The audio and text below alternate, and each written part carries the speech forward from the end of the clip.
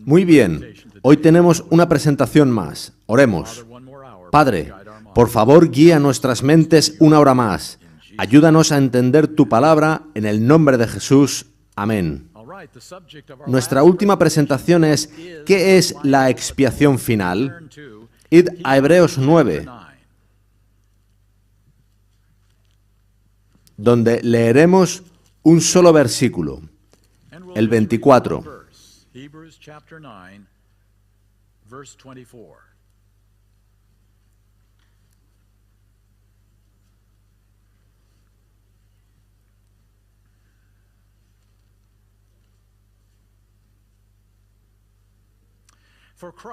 Porque no entró Cristo en el santuario hecho de mano, figura del verdadero, sino en el cielo mismo para presentarse ahora por nosotros ante Dios.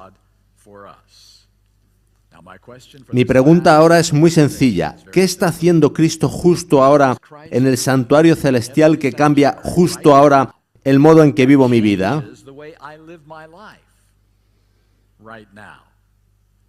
En otras palabras, si Cristo no estuviera haciendo este ministerio, ¿cuán diferente sería mi vida de lo que es ahora? ¿Qué está haciendo Cristo justo ahora en el santuario celestial que cambia mi estilo de vida, mis creencias y mi fe? Ellen White dice lo siguiente en Patriarcas y Profetas, páginas 357 y 358. Aunque la sangre de Cristo había de librar al pecador arrepentido de la condenación de la ley, no había de anular el pecado. Eso no es lo que cree la mayoría de cristianos. La mayoría cree que cuando pides perdón al Señor, el pecado es borrado, desaparece, no se oye más de él.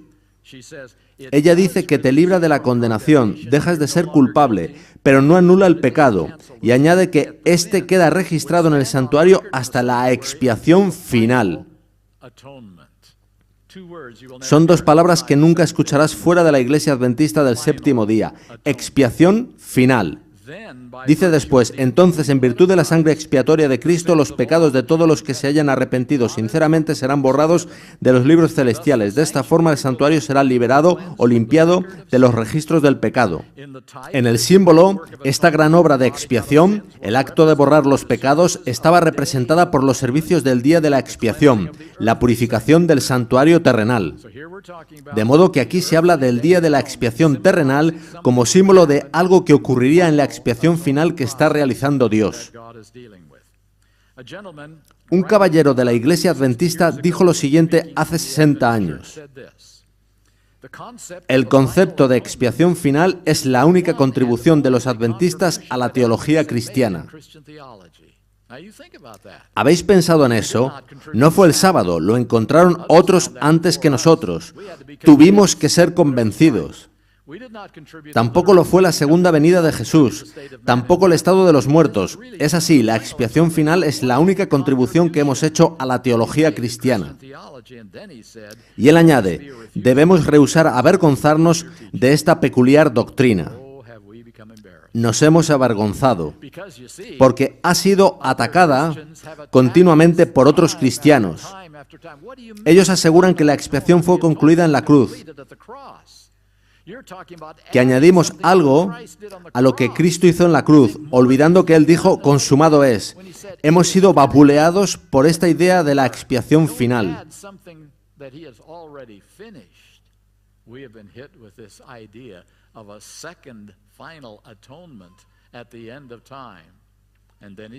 Añadió además, muchos enseñan ahora que los santos no serán sin pecado hasta el segundo advenimiento de Cristo. Eso es lo que piensa todo el mundo cristiano y también muchos en el adventismo. Pero tal enseñanza resulta en dejar de lado la doctrina de la purificación del santuario previa a la venida de Jesús y lleva al rechazo de la expiación final en el lugar santísimo y del sellamiento que tendrá lugar en las mentes de los 144.000. ¿Sabéis una cosa de las doctrinas adventistas del séptimo día?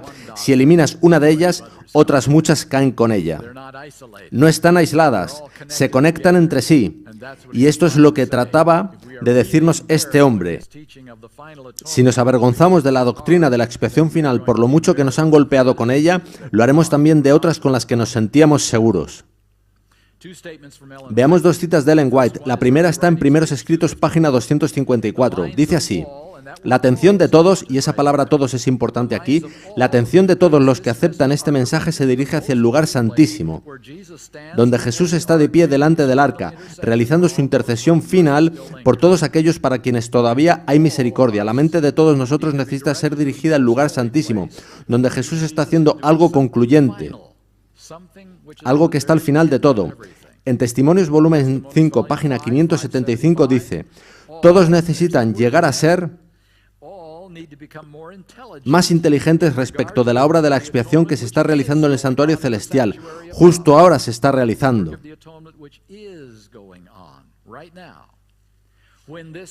Cuando se vea y comprenda esa gran verdad, y este es un término interesante, hay muchas verdades en la Biblia y Ellen White habla de muchas verdades, pero raramente llama a algo gran verdad.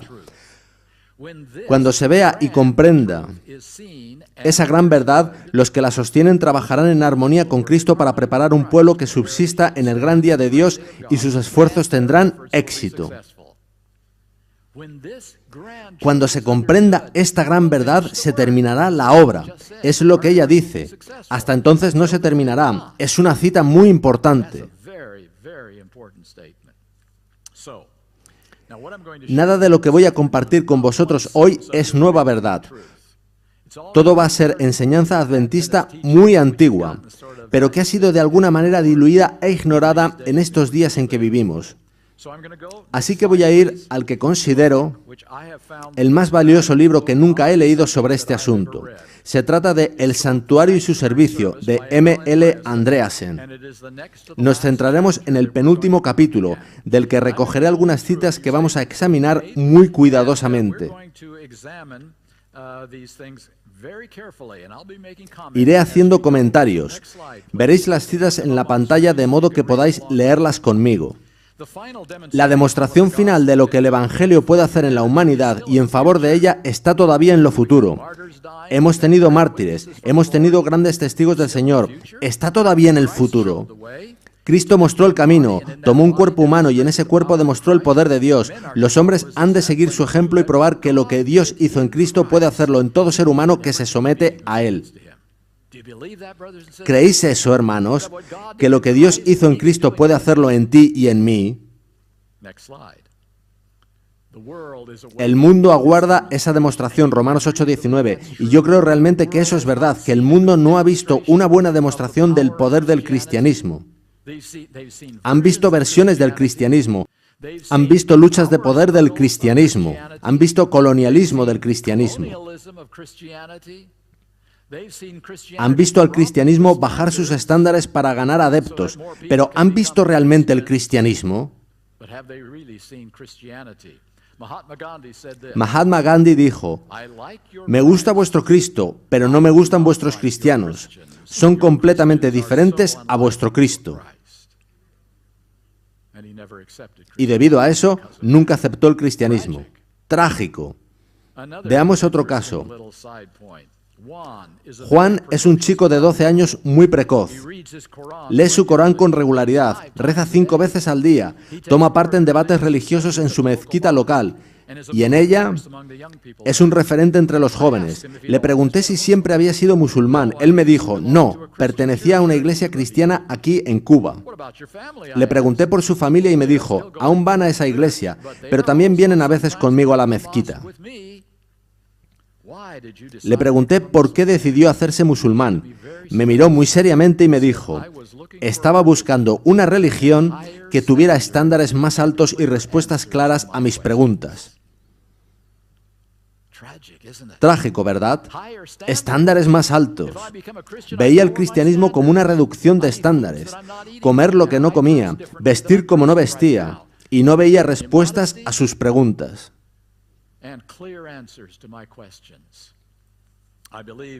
Yo creo que Andreasen estaba en lo cierto cuando dijo que el mundo aguarda esa demostración. No han visto aún auténtico cristianismo. Cuando se haya realizado vendrá el fin. Dios habrá cumplido su plan. Habrá demostrado que Él es veraz y Satanás mentiroso. Su gobierno estará vindicado. Esa es una palabra clave, vindicación. La vindicación de Dios es nuestra misión, nuestro propósito, la razón por la que Dios trajo a la existencia a esta iglesia.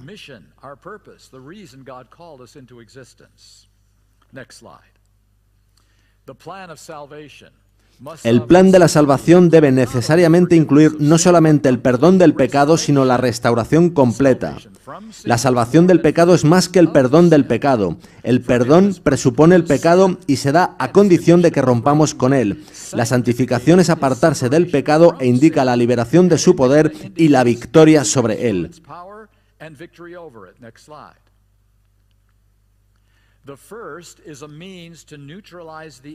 El primero es un medio de neutralizar el efecto del pecado. La segunda es una restauración del poder para obtener la victoria completa.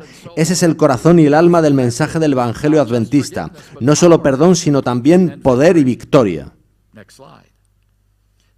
Así sucederá con la última generación de hombres, y por cierto, esto fue escrito hace muchos años, más de 50. Con hombres se refiere a la humanidad, incluye mujeres.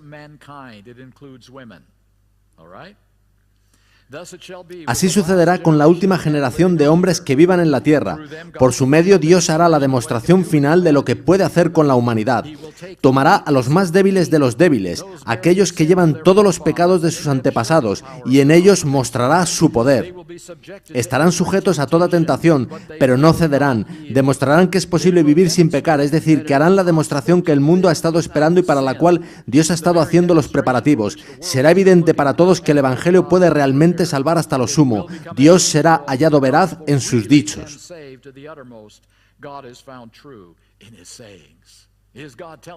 ¿Dice Dios la verdad cuando nos da en la Biblia promesas tales como llevar todo pensamiento en cautividad a Cristo?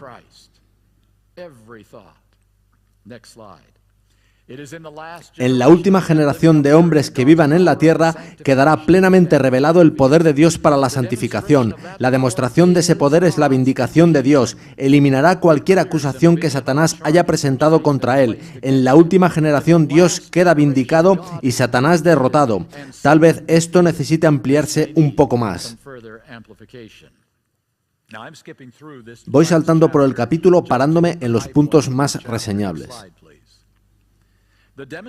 La demostración que Dios se propone hacer con la última generación en la tierra significa mucho, tanto para el pueblo como para Dios. ¿Puede realmente observarse la ley de Dios? Esta es una cuestión vital. Ese es el asunto por el que Lucifer inició su rebelión. No necesitamos una ley. Sabemos lo que es correcto y lo que no por nosotros mismos. Somos inteligentes. Muchos negarán que se puede hacer. Eso le sucede a la mayoría del mundo cristiano. Piensan que no se puede guardar la ley y que por eso lo hizo Cristo para nosotros. Otros dirán volublemente que puede hacerse. Interesante.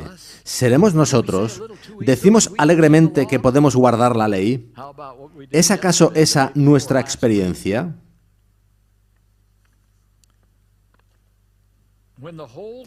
Cuando se considera toda la cuestión de la observancia de los mandamientos, el problema asume grandes proporciones.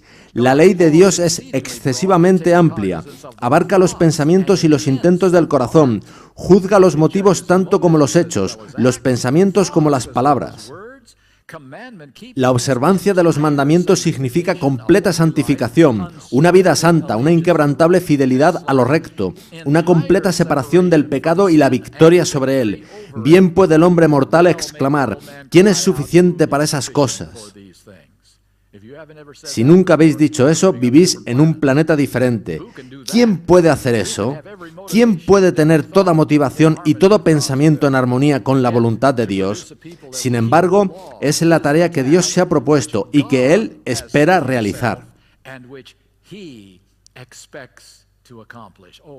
Quisiera que os hubieseis quedado con eso. Él no espera que lo logres tú, pues tú no puedes.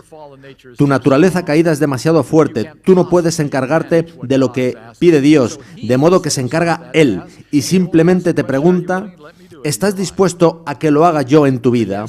Él busca que lo creas y le autorices. Él se encarga. Cuando Satanás lance la declaración y el desafío, nadie puede guardar la ley, es imposible. Si hay alguno que pueda hacerlo o que lo haya hecho, muéstramelo.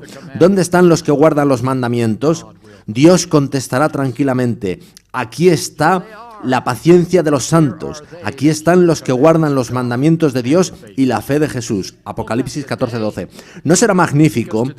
Porque hoy podemos decir, quiero guardar la ley de Dios, profeso guardar la ley de Dios, deseo guardar la ley de Dios, planeo guardarla, pero Dios dirá un día, aquí están los que guardan mis mandamientos. ¿Qué gran día será ese? Cuando Dios ordena a los hombres que guarden su ley, no cumple el propósito de su voluntad el tener tan solo a unos pocos hombres que la observen, precisamente lo suficientes para demostrar que puede hacerse. No está de acuerdo con el carácter de Dios elegir hombres destacados, de propósitos firmes y magnífica preparación, y demostrar por ellos lo que puede hacer. Está mucho más en armonía con su plan hacer tales sus requerimientos que aun los más débiles no necesiten fracasar, de manera que nadie pueda decir jamás que Dios pide lo que solamente unos pocos pueden hacer. Por esta razón, Dios ha reservado su mayor demostración para la última generación. Esta generación lleva los resultados de pecados acumulados. Si los hay débiles, son los miembros de esta generación. Si hay quienes sufren de las tendencias heredadas, son ellos. Si algunos tienen excusa por cualquier debilidad, son ellos. Si, por tanto, estos pueden guardar los mandamientos, nadie de ninguna otra generación tiene excusa por no haberlo hecho. ¿Os habéis dado cuenta de que es así como Dios hace las cosas? Él no se fija en el más fuerte, en el más capacitado, sino que espera hasta que parece no haber esperanza. Israel en el Mar Rojo, Gedeón tratando de vencer con 300 soldados. O David y Jonatán subiendo a los filisteos. Dios espera hasta que las cosas son imposibles, de modo que nada se pueda atribuir al hombre de lo que hace Dios. Es su poder y solo su poder el que lo puede lograr.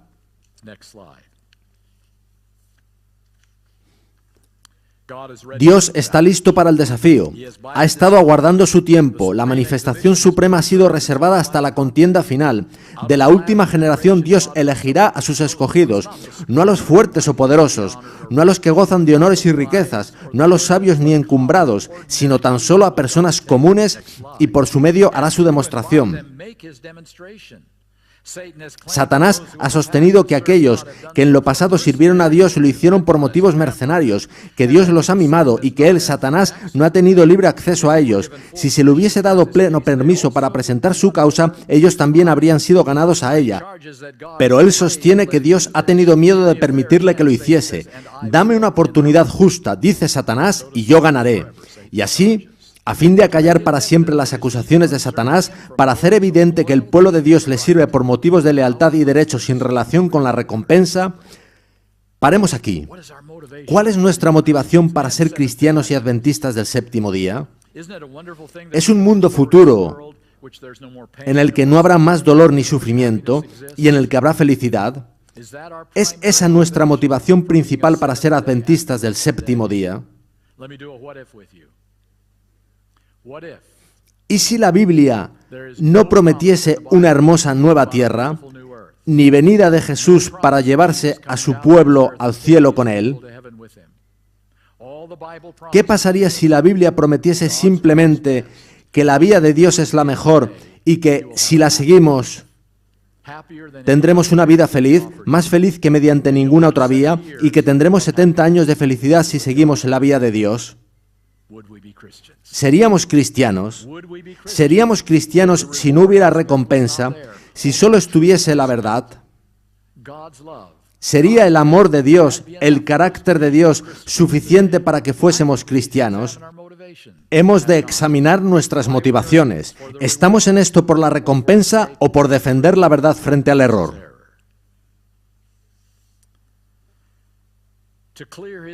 Para limpiar su propio nombre y carácter de las acusaciones de injusticia y arbitrariedad, para demostrar a los ángeles y a los hombres que su ley puede ser observada por los hombres más débiles en las circunstancias más desalentadoras y difíciles, Dios permite a Satanás que pruebe a su pueblo hasta lo sumo.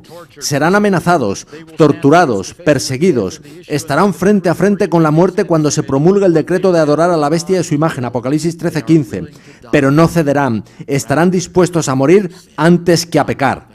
Yo quiero esa experiencia, hermanos, que llevado a la tesitura de la vida o la muerte por obedecer a Dios, elija, sin titubear, dar mi vida por la verdad. Creo que ese es el objetivo para todos nosotros. ¿Resistirán la prueba? A los ojos humanos parece imposible. Si tan solo Dios acudiera en su ayuda, todo iría bien. Están resueltos a resistir al maligno. Si es necesario, pueden morir, pero no necesitan pecar. Satanás no tiene poder, ni lo ha tenido jamás, para obligar a un hombre a pecar. Puede tentarlo, destruirlo, amenazarlo, pero no puede obligarlo. ¿Tenemos eso claro? Cuando batallan Dios y Satanás, es Dios el que gana. Asegurémonos de comprender eso. También en nuestra experiencia, Dios gana en la lucha que hay en nuestras vidas contra la tentación. Y ahora Dios demuestra por medio de los más débiles de entre los débiles que no hay excusa, ni la ha habido jamás para pecar.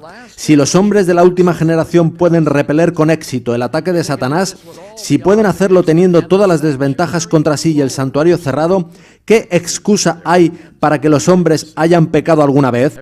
¿Os habíais preguntado alguna vez por qué hay un cierre del tiempo de gracia antes de la venida de Jesús? De nuevo, solo los adventistas enseñamos esa doctrina, porque solo en el Evangelio adventista encaja. La razón es que Dios va a poner todas las cartas sobre la mesa, dejará todo a la luz. Habrá que elegir verdad o error, Dios o Satanás. Jesús saldrá del santuario celestial, cesará la labor de perdonar pecados y en las vidas de los que habitan la tierra será demostrado por un corto periodo de tiempo, alabado sea Dios por ello, que tú puedes elegir no pecar o pecar. Por su poder, Dios te dará victoria sobre todo pecado. Así que no habrá más favores, no habrá más dádivas. El perdonar habrá terminado. Solo quedará obedecer o desobedecer. Solo dos opciones. Por eso abandona el santuario, porque su nombre solo puede ser vindicado mediante ese proceso, derrotando a Satanás en su último argumento contra Dios. Cristo guardó la ley porque jugó con ventaja, no como estos cristianos que han estado pecando toda su vida. Yo garantizo que no pueden vivir sin pecar.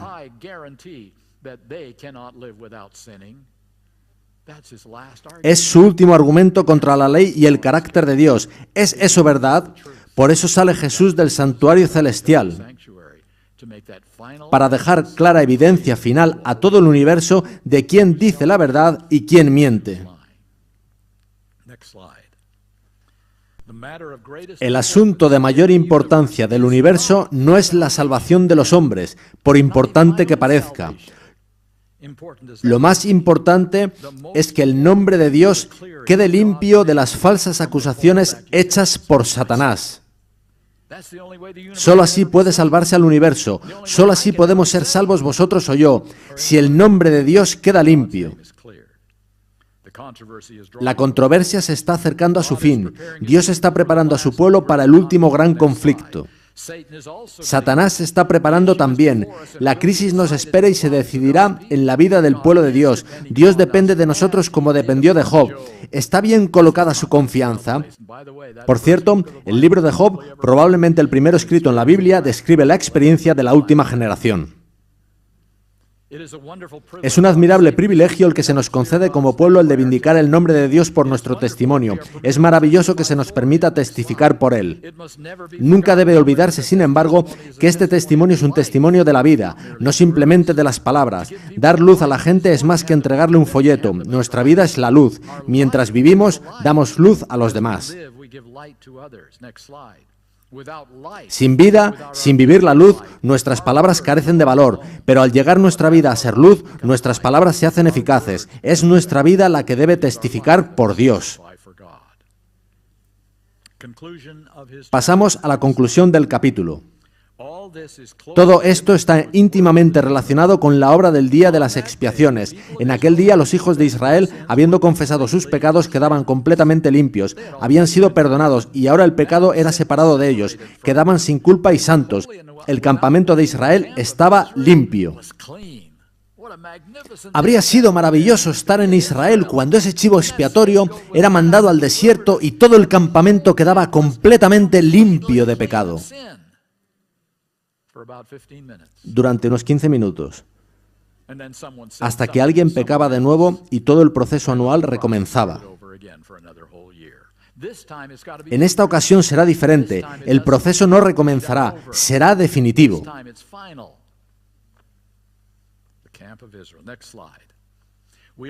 Ahora estamos viviendo en el gran día real de la purificación del santuario. Todo pecado debe ser confesado y por la fe enviado de antemano al juicio. Mientras el sumo sacerdote entra en el lugar santísimo, el pueblo de Dios tiene ahora que encontrarse cara a cara con Dios. Debe saber que todo pecado ha sido confesado y que no queda mancha alguna de pecado. Y ahora viene la frase que resume todo el capítulo. La purificación del santuario celestial depende de la purificación del pueblo de Dios en la tierra. No podría ser de otra forma. Si Jesús limpia el santuario de todo pecado y entonces pierdo de nuevo los nervios y confieso mi pecado, este sube al santuario y Jesús debe limpiarlo de nuevo.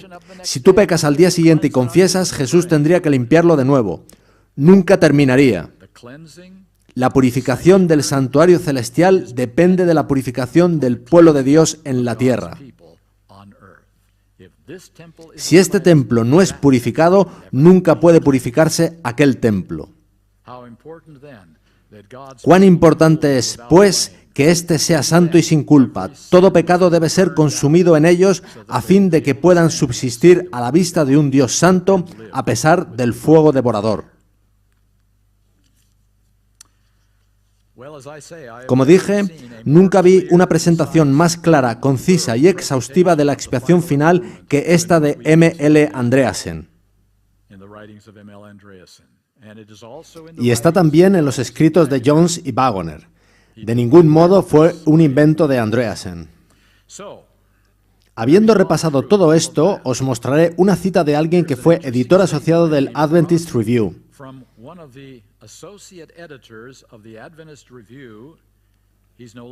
Ya no está entre nosotros. Su nombre es Don Newfield. Él dijo esto: no deberíamos equiparar purificación del santuario celestial a juicio investigador.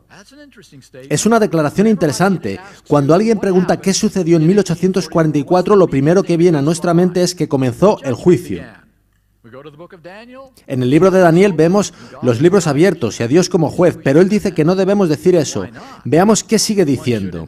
Más bien debería decirse que la purificación del santuario celestial implica una obra de investigación, una obra de juicio. Hay quien no ha hecho esta distinción, pues han hecho del juicio el hecho más significativo de 1844. El juicio es un evento importante, pero el ritual del día de la expiación tenía su foco en la expiación final y el borrado de los pecados. Pensad en aquel día, con todos los israelitas reunidos alrededor del patio del tabernáculo, orando para que su sumo sacerdote sobreviviese en el lugar santísimo. De tener algún pecado no sobreviviría, de modo que había muchas purificaciones ese día. Había un juicio, había un tribunal, había un juez, había libros abiertos. ¿Leemos eso en el Levítico? Yo no. Todo el día giraba alrededor de purificación. El sumo sacerdote entraba, sacaba los pecados y el santuario quedaba purificado. Los ponía en la cabeza del chivo expiatorio, lo enviaba al desierto y todo el campamento quedaba purificado. Todo el peso del día de la expiación estaba en la purificación. Sí que había un juicio, pues si no afligías tu alma ese día, si no confesabas tus pecados ese día, eras cortado del campamento de Israel. Eso es un juicio, pero eso no era el foco principal. Yo creo que se ha invertido la prioridad de ambos actos, poniendo en primer lugar el juicio y relegando la purificación. La purificación es lo central, el juicio viene por añadidura. Id conmigo a Levítico 16, el capítulo sobre el día de la expiación. Leeremos la conclusión del día en Levítico 16:30. Leviticus 16:30.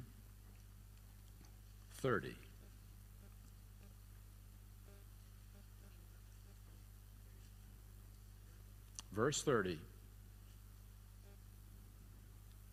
For on that day, porque en este día se hará expiación por vosotros, y seréis limpios de todos vuestros pecados delante de Jehová. Ahí lo tenéis. podéis ver que hay una parte del proceso expiatorio en el día de la expiación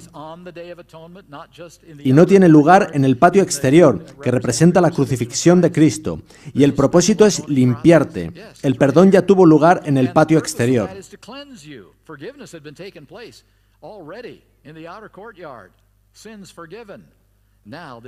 Esto es purificación, un aspecto distinto del proceso expiatorio.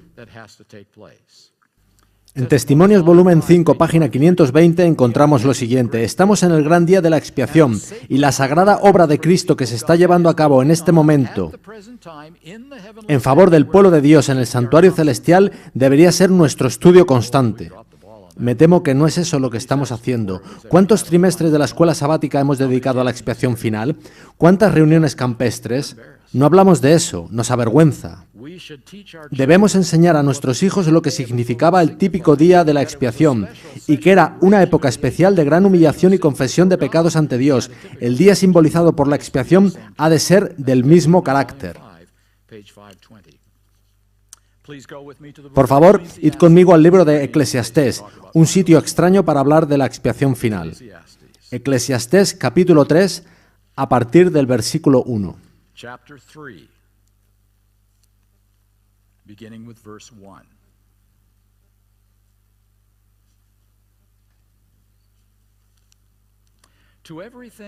Todo tiene su tiempo, y todo lo que se quiere debajo del cielo tiene su hora.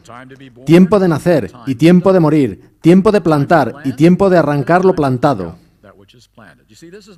Podéis ver que aquí no se habla de pecado, sino del comportamiento apropiado para una cosa específica.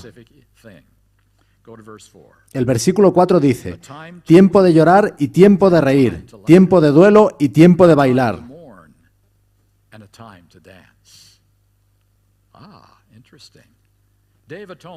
¿Era el día de la expiación un día de reír y bailar? ¿O era un día de llanto y duelo por los pecados que han causado todo este problema? ¿Hemos confundido eso hoy en día? Estamos viviendo en el día de la expiación. ¿Es un tiempo para reír y bailar? No se trata de que no podamos reír. Ese no es el asunto. Es en espíritu y actitud en lo que es tiempo de duelo y de llanto.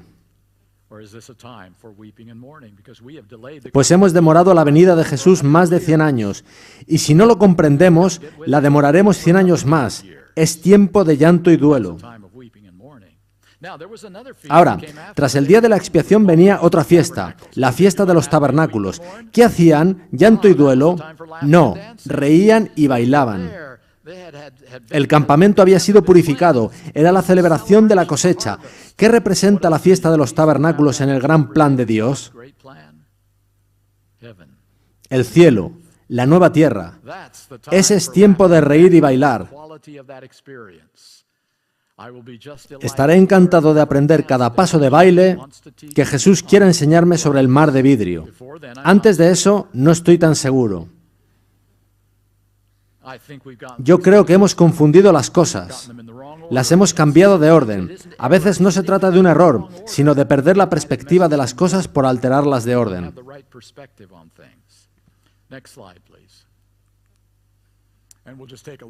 Dedicaremos el tiempo que resta a tratar este tema, viviendo en el día de la expiación. Recordad que os pregunté qué estaba haciendo Cristo en el santuario celestial que cambia mi estilo de vida en el día de la expiación. Concluiremos con esto, con el estilo de vida.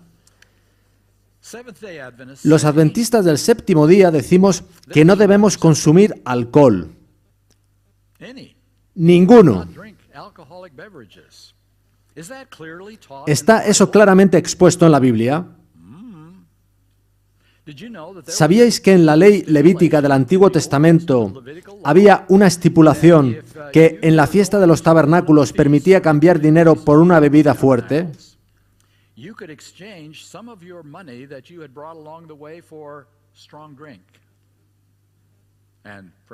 Y alabado sea Dios por ella.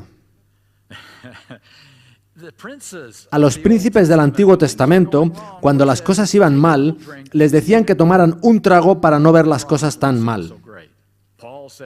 Pablo decía que tomar un poco de vino era bueno para el estómago, ¿lo conocéis? Y nuestros amigos cristianos nos dicen a los adventistas que siempre vamos más allá de lo que dicen las Escrituras. Y por cierto, sabéis que la Biblia dice que los diáconos no sean dados a mucho vino. Por cosas como estas, nuestros amigos cristianos nos dicen que siempre llevamos las cosas demasiado lejos, pues la Biblia dice moderación, no abstinencia. ¿Cómo respondemos a esto? Los adventistas del séptimo día decimos que debemos ser vegetarianos, que esa es la voluntad de Dios para el pueblo final. ¿Y qué nos dicen nuestros amigos cristianos? ¿Es eso lo que dice la Biblia? ¿No preparó Abraham a sus 3 visitantes un ternero engordado para comer?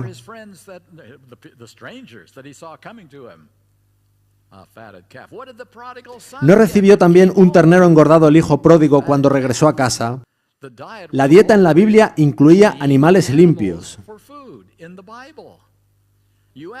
De nuevo, se podría decir que los adventistas vamos más allá de lo que dice la Biblia. ¿No preguntan eso nuestros hijos? Los adventistas del séptimo día también decimos que no hay que llevar joyas. Escuchad esta carta que llegó al editor del Adventist Review. La Biblia es más favorable que contraria a las joyas. Job, del que Dios dijo que era justo, recibió de familiares varios anillos de oro. José recibió del faraón un anillo y un collar de oro. Abraham envió a Rebeca un pendiente de oro, 2 brazaletes de oro y joyas de oro y plata. ¿Cómo es que los adventistas nos mostramos contrarios a las joyas? ¿Cómo respondemos a ese tipo de preguntas? ¿Cómo podemos decir que no debemos hacer ciertas cosas cuando la Biblia no las prohíbe? Antes de contestar a eso, vayamos a otras 3 preguntas. ¿De dónde procedían las 12 tribus de Israel? ¿Cuál era su origen?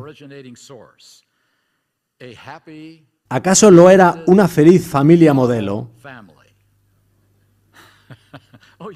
¿Leísteis la historia?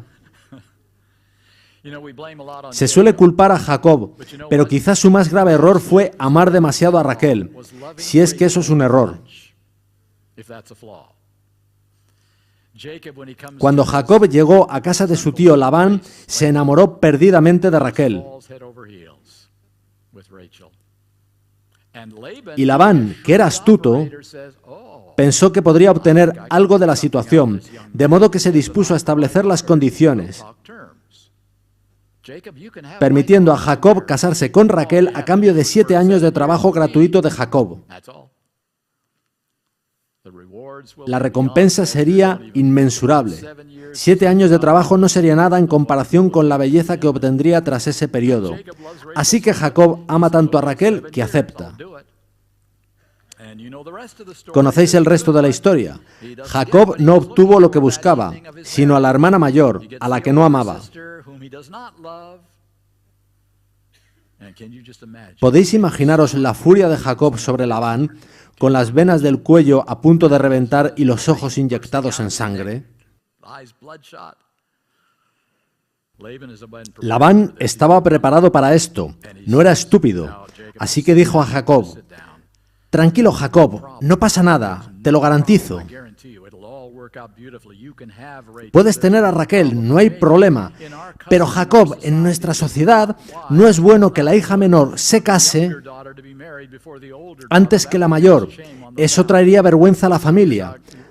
Hagamos lo siguiente, Jacob, puedes tener a Raquel, pero debes también tener a Lea.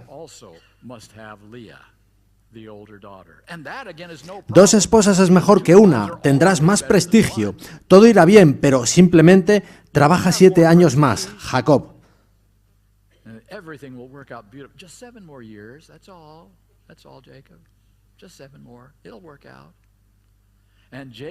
Y Jacob ama tanto a Raquel que acepta esta malvada propuesta de Labán para obtener 14 años de trabajo gratuito.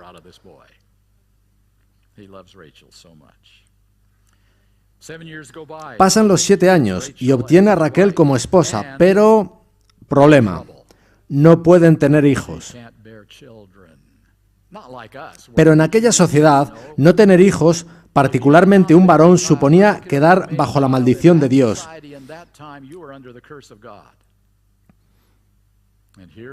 Así que nos encontramos con Raquel, la esposa amada, la favorita, sin hijos, bajo la maldición de Dios.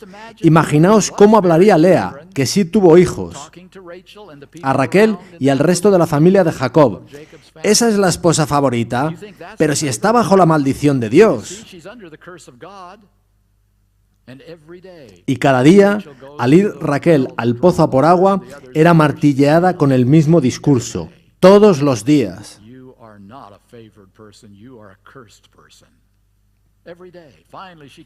Hasta que no aguanta más y hace a Jacob una propuesta, de nuevo, acorde a los cánones de la sociedad en que vivían. Jacob, no aguanto más. La única solución que veo es que yo te dé hijos por medio de mi doncella, a la que tú fecundarás, de modo que yo quede liberada de este estigma bajo el que vivo. Y Jacob ama tanto a Raquel que acepta tomar una tercera esposa. Y ésta le da hijos y desaparece el estigma. Y Raquel puede ya ir con la cabeza muy alta. Pero Lea observa y dice a Jacob: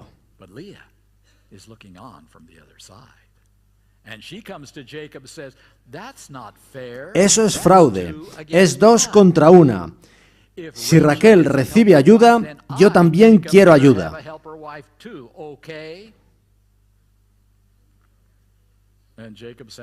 Y el sentido de imparcialidad de Jacob le lleva a acceder, de modo que toma una cuarta esposa. Y de esa familia salen los 12 hijos. ¿Os podéis imaginar lo que era esa familia? Críticas, riñas, acusaciones. Podéis ver cómo querían matar a José, incluso aunque éste no se había pavoneado de su túnica. Se odiaban unos a otros. Y de esa familia belicosa y polígama vienen las 12 tribus de Israel, cuyos nombres van a estar en la Nueva Jerusalén. ¿Bendijo Dios ese matrimonio? Sí. De ese matrimonio sacó a la nación elegida, de la cual vendría el Mesías. Era su plan, y el Mesías nacería de uno de aquellos 12 jóvenes. Dios bendijo hasta lo sumo a aquella familia belicosa y polígama para generar su nación elegida. Considerando aquello, ¿podría yo decir legítimamente que si Dios lo bendijo entonces, podría bendecirlo también hoy? Entonces yo no tendría que limitarme a una esposa, con todo lo buena que es ella. Dios así lo quiere. Y esto no es teórico. En un estado no muy lejos de este, hay gente que cree con todo su corazón que ese es el plan de Dios y que deben vivir de acuerdo con él. Ese es un ejemplo, pero tengo otro. Aún quiero probaros. Si no tenías dinero en Israel, si no podías alimentar a tu familia, te podías vender a ti mismo a alguien con más dinero, pero solo podía ser por 6 años. Al 7º, él debía dejarte libre. Pero si no querías quedar libre, podías elegir permanecer en esclavitud para siempre. Para ello, saldrías a la puerta y te horadarían la oreja, mostrando así tu elección de quedar de esclavo para siempre.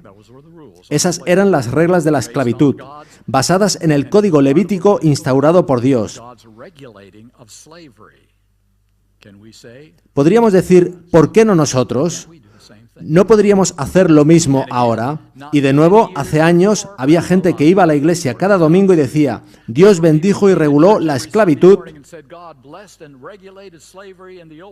en el Antiguo Testamento, y Él puede igualmente bendecirla y regularla hoy en día. Nosotros somos cristianos. Veamos un ejemplo más.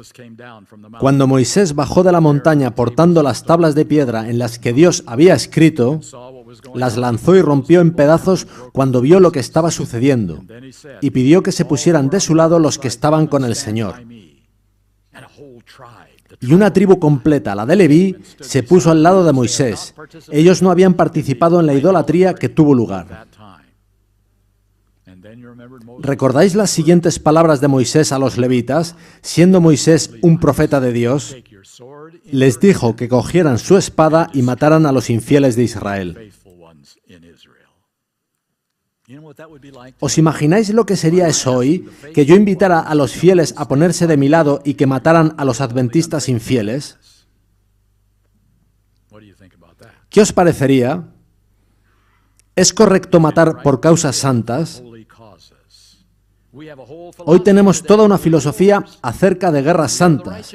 Nosotros somos los justos, podemos hacer guerra. Y se basa en esa comprensión. ¿Cómo hemos de interpretar estas cosas? Voy a compartir con vosotros un principio sin el que no se puede comprender correctamente la Biblia, particularmente el Antiguo Testamento. Dios permite, bendice, regula y ordena cosas que no le gustan, cosas que son repulsivas para Él. Es toda una declaración. Dios permite, bendice, regula y ordena cosas que Él detesta. ¿Por qué? Es porque Él ama tanto a sus seguidores humanos que no les pide algo que no está a su alcance. ¿Cuál era la situación de los israelitas? Comprendían la voluntad de Dios, habían estado en esclavitud cientos de años, apenas sabían de la existencia de Dios y no guardaban el sábado. De modo que Dios tuvo que tomarlos donde estaban, en una virtual ignorancia, y conducirlos lentamente, paso a paso. Solo más tarde pudo Jesús decirles: «Oísteis que fue dicho a los antiguos, pero yo os digo...». Había dos razones por las que Dios permitió, reguló y ordenó cosas como esas: la dureza del corazón de los hombres y la ignorancia de la época, dureza de corazón e ignorancia de cuál era la voluntad de Dios. De modo que Él permitió cosas como hacemos con nuestros hijos. ¿Esperáis que vuestro hijo de 3 años sepa y haga lo que el de 17 años? No, le permitís cosas porque no tiene conocimiento. Le toleráis, le amáis, pero tenéis estándares más altos para el que sabe y comprende.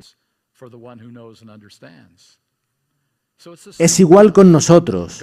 Dios nos ama y me alegro de que actúa con nosotros de manera individual. Comienza con nosotros donde estamos, individualmente. Pasa por alto cosas que no le gustan de nosotros, con la esperanza de poder llevarnos gradualmente a un nivel más alto. Dios hace con nosotros lo mismo que hacía con el pueblo del Antiguo Testamento. Ese es el principio. Dureza de corazón e ignorancia de la época, por la que ciertas cosas que no agradan a Dios son permitidas, pero de ningún modo formarán parte de la nueva tierra. Por esa razón no tenemos más de una esposa, no tenemos esclavos y no tomamos la espada, pues Jesús dijo que si alguno mata a espada debe ser muerto. Volviendo a los otros 3 puntos, ¿indica la Biblia de alguna forma que el alcohol no es la bebida más recomendable? Claro que sí. No está prohibida en la Biblia, pero se indica. ¿Indica la Biblia de alguna forma que el vegetarianismo es el plan de Dios? Desde luego que sí. Está Génesis 1:29, o los 40 años vagando por el desierto con una dieta vegana. Y está Daniel. No necesitamos más. Está claramente indicada. ¿Hay alguna evidencia en la Biblia de que las joyas no son lo más recomendable? Desde luego, incluso en el Antiguo Testamento lo encontramos. Cuando el pueblo de Dios caía en idolatría, portaban joyas. Cuando se arrepentían y confesaban, las joyas desaparecían. ¿Recordáis a Jacob con sus esposas saliendo de casa de Labán? Llevaban sus ídolos y sus zarcillos, y Jacob enterró ambas cosas debajo de una encina, pues ambas cosas están conectadas. Pablo llama también a ataviarse decorosamente, no con oro ni perlas. Así que hay numerosas evidencias en la Biblia sobre esto. Pero vayamos al asunto en cuestión.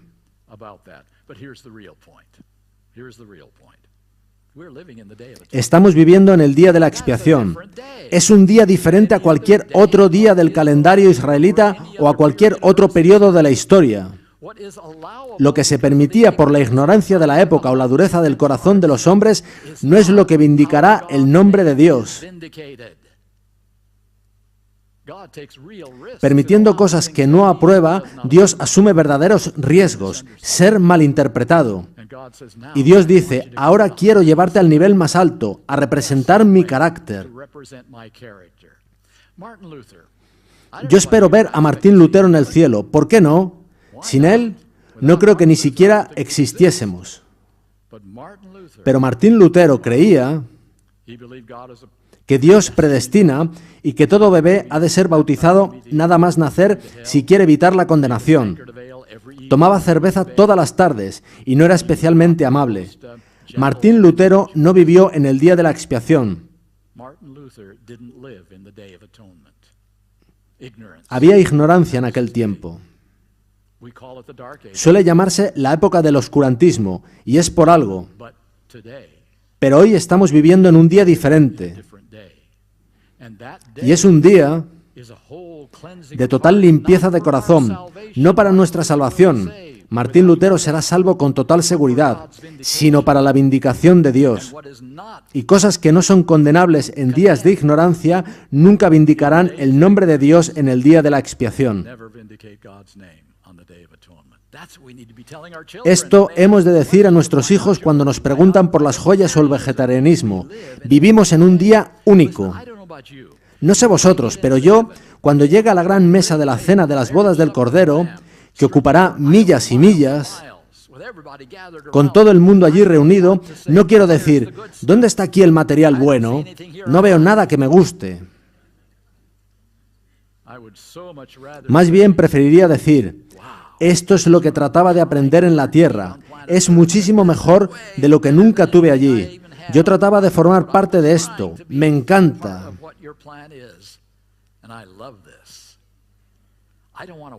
Yo no quiero sufrir en el cielo un choque cultural.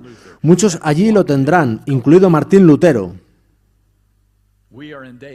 Pero nosotros estamos en el día de la expiación. No deberíamos tener ningún choque cultural. Nuestra conexión con el cielo debe permitirnos vivir tan cerca del ideal de Dios que no haya dureza de corazón ni ignorancia de los tiempos en la última generación de la Iglesia Adventista del séptimo día. Eso es lo que quiero compartir con nuestros jóvenes cuando preguntan y con nuestros amigos cuando nos dicen que vamos más allá de lo que dice la Biblia. Está ahí, en la Biblia, y porque vivimos en épocas diferentes, requiere nuestra completa cooperación con Dios. Concluiré con una breve cita de A.T. Jones escrita hace 110 años. La consumación del misterio de Dios es la conclusión de la obra del Evangelio, y la conclusión de la obra del Evangelio es primeramente la eliminación de todo vestigio de pecado para traer justicia eterna. Cristo completamente formado en cada creyente, solo Dios manifestado en la carne de cada creyente en Jesús. Ya no soy yo, sino Dios. Por tanto, la primerísima obra en la purificación del santuario era la purificación de las personas. Eso era preliminar y esencial para la purificación misma del santuario, para terminar con la transgresión y traer justicia eterna al corazón y la vida de cada persona. Y ahora dice, cuando la corriente que fluía adentro del santuario era detenida en su origen, entonces, y solo entonces, podía el santuario mismo ser purificado de los pecados y transgresiones que habían estado fluyendo adentro del santuario.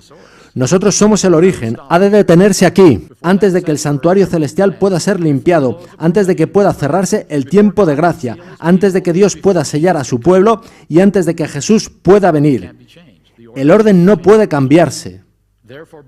Así, esto nos enseña que el servicio de nuestro gran sumo sacerdote en la purificación del verdadero santuario debe ser precedida por la purificación de cada uno de los creyentes. La purificación precede al borrado de los pecados. Este era el mensaje que quería compartir con vosotros esta noche. Como dije, no es un mensaje nuevo. El libro del que leí tiene 60 años y 110 años el de A.T. Jones. Esto es el verdadero adventismo histórico y auténtico, el cual está escondido dentro de la mezcla de pensamiento moderno y mejores, entre comillas, caminos de explicar quiénes somos, pero que en absoluto son mejores. Os reto y me reto a que seamos esa generación. No debemos mantenernos dando excusas de lo que se permitía en el Antiguo Testamento o en el Nuevo Testamento. Hemos de terminar con las excusas para simplemente decir cuál es la cuota más alta que puedo alcanzar en esta tierra para reflejar tu carácter. Eso es todo lo que quiero. Oremos. Padre Celestial, estoy muy agradecido de que en tu misericordia permitas cosas que no te agradan. Pero tú nos toleras donde estamos, individualmente y como iglesias y naciones. Gracias por tu misericordia para con nosotros, que no asumamos que esa misericordia es para siempre, pensando que porque fue así, entonces podemos vivir de formas que no te agradan. Sea la siguiente nuestra súplica: que en esta última generación queramos saber únicamente lo que vindicará tu nombre y destruir a Satanás en sus mentiras contra tu carácter. Que sea ese nuestro interés, nuestra determinación y nuestro compromiso. Que nunca nos apartemos de esa decisión. Es en el nombre de Jesús que lo pedimos. Amén.